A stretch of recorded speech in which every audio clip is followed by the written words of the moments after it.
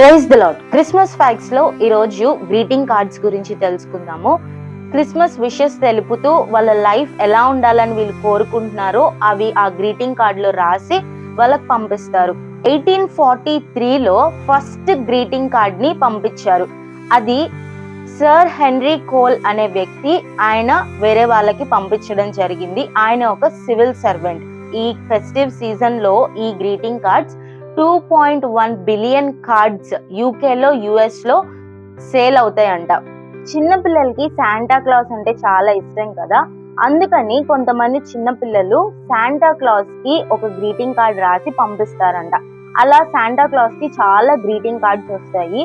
అయితే ఆ greeting cards అన్ని కూడా శాంటాకి ఎక్కడ డెలివర్ చేస్తారంటే యుఎస్ లో ఉన్న ఇండియానాకి శాంటా క్లాస్ కి ఈ పిల్లలు పంపించే ఈ గ్రీటింగ్ కార్డ్స్ అన్ని వస్తాయంట. సో సోషల్ మీడియా ఇప్పుడు వచ్చేసింది కాబట్టి చాలా మంది ఈ ఇంటర్నెట్ ద్వారా కూడా గ్రీటింగ్ కార్డ్స్ పంపిస్తా ఉన్నారు. అండ్ ఇంటర్నేషనల్ స్పేస్ లో ఉన్న క్రూ వాళ్ళకి కూడా క్రిస్మస్ మెసేజ్ ని త్రూ ఇంటర్నెట్ ద్వారా పోస్ట్ కార్డ్ రూపంలో వాళ్ళకి కూడా గ్రీటింగ్స్ పంపిస్తారంట. అయితే ఈ గ్రీటింగ్ కార్డ్స్ బిజినెస్ అనేది ఈ క్రిస్మస్ సీజన్ లో చాలా ఎక్కువ జరుగుతుంది.